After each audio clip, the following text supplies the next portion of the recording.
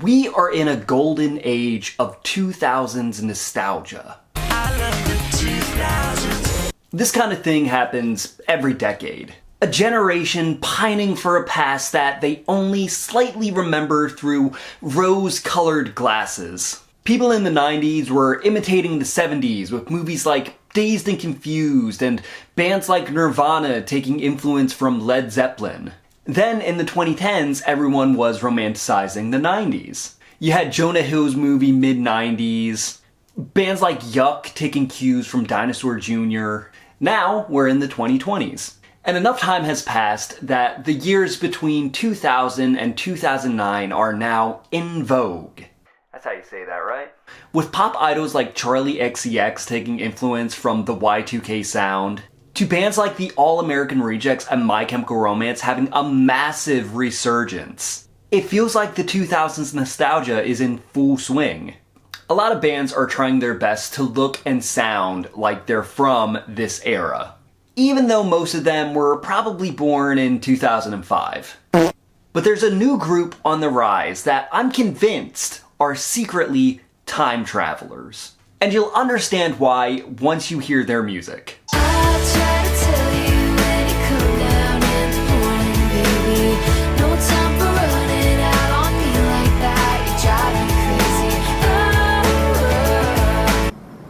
What year is this?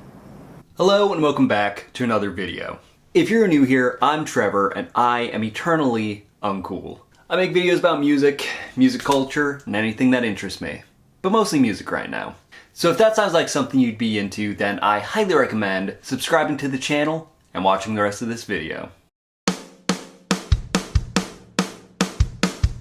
I've always been a nostalgic person.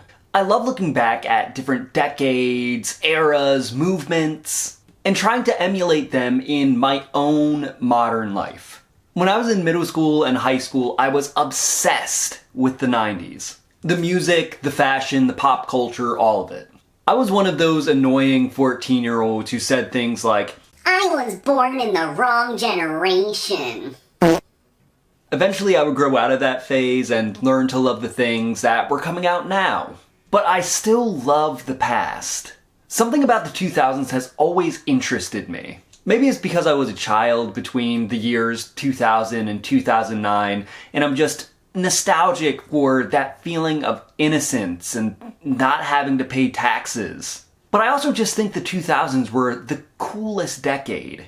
You had bands like Fall Out Boy, The Strokes, Paramore. You could wear jeans tighter than your own skin. And pop culture was absolutely everywhere with shows like Best Week Ever. God, remember that show? I miss that. VH1 used to be so good and now it's just absolute fucking garbage. The 2000s almost seems like a fantasy dream world. You know, if you ignore the war on terror, the housing crisis, Don't Ask, Don't Tell, shitty reality TV shows that we're still seeing today. The music of the 2000s has always stuck with me, which probably shouldn't be surprising to anyone who watches this channel. I love 2000s pop punk and emo, but the alternative rock and the pop of the 2000s is second to none. The sound and production is unmistakable. You'll hear a song on the radio or in a store and immediately think, oh yeah, that's 2003. A lot of bands have made songs that sound kinda similar to stuff that came out during this era, like the aforementioned Charli XCX, but also the 1975 and Pale Waves. But you wouldn't mistake them for songs from that era. But what if I told you there's a band that could be easily mistaken for a hidden gem from the 2000s? Would you believe me? Allow me to introduce After.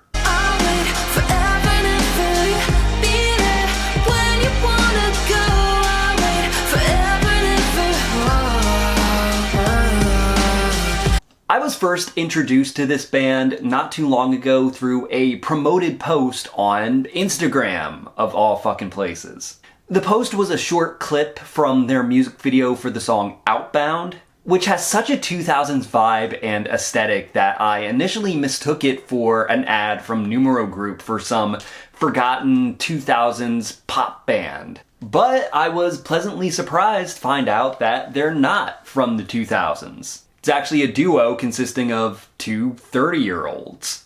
After consists of Justine Dorsey and Graham Epstein. The two LA musicians met in 2023 through the dating app Hinge. Now, this wasn't a Fleetwood Mac or a White Stripes type of thing.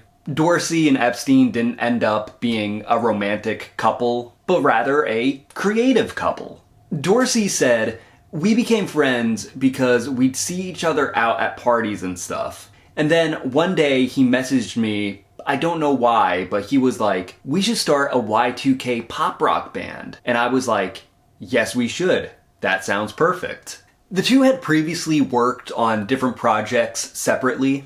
Epstein had a shoegaze band, and Dorsey had a more post-punk influenced thing going on. I tried finding these projects, but nothing came up, so. But something about this specific era's sound really drew them in. The whole project just immediately took on a nostalgic, almost liminal vibe.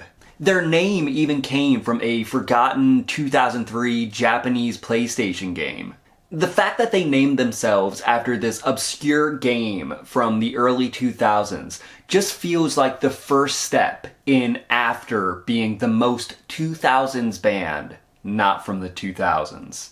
Their goal was to take the Y2K nostalgia that everyone is currently obsessed with and turn it into something more original. Epstein said, "I was thinking how no one's doing mainstream radio hits that are inspired by that era. Kind of like a very specific sound they had back then." He also said that Dorsey's voice was perfect for this era, which he's 100% correct about. Justine Dorsey's vocals are both unique and familiar. If you didn't know that this woman was born in 1995, you would assume that she was like some random trip-hop singer from the 90s. Her voice is very ethereal, but it also has this kind of sweetness to it. She really does sound like she's from that time period. And Epstein's production matches the vibe so well. He somehow managed to make the music sound both modern, but also like something you would have heard on the radio in passing in 2005.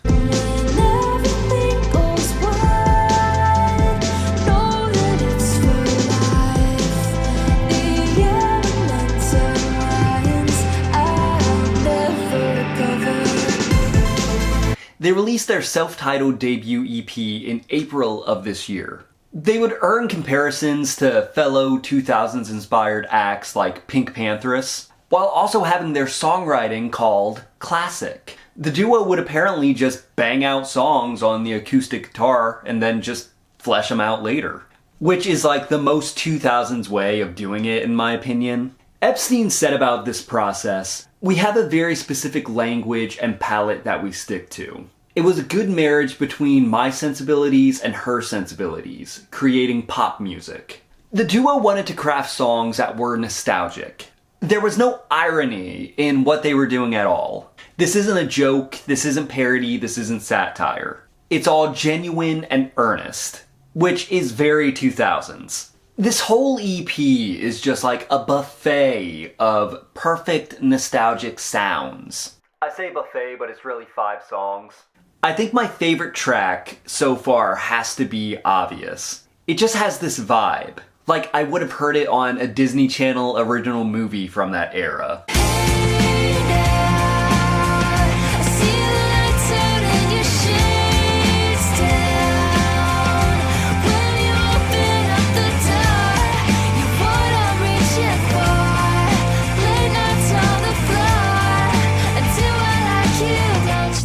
It's kinda obvious. So far, After only has one EP, with another one on the way as I film this video, and a handful of singles. But they show a lot of potential as the next Y2K influenced pop act. But I feel like they set themselves apart from other artists that have this same kind of vibe or aesthetic. Some of these bands will write a melody that kind of resembles something from the 2000s, or use production techniques from that era, but their songs will still sound modern.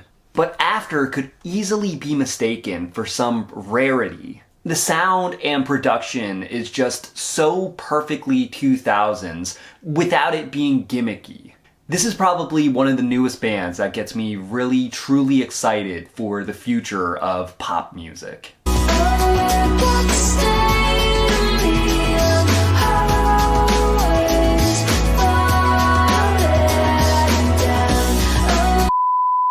Have you heard of After? Are you a fan? Let me know in the comments. That's gonna do it for today's video. I hope you enjoyed it.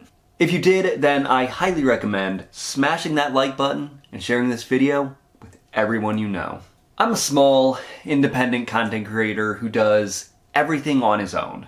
And I'm really trying to grow this channel, so every like, every comment, every share, any interaction with this video at all really helps me out a lot. I'm also trying to grow my Instagram, so if you want to follow me there, you can. But with all that being said, thank you for watching. As always, I'm Trevor. Stay uncool. And that's the end of the video. Goodbye.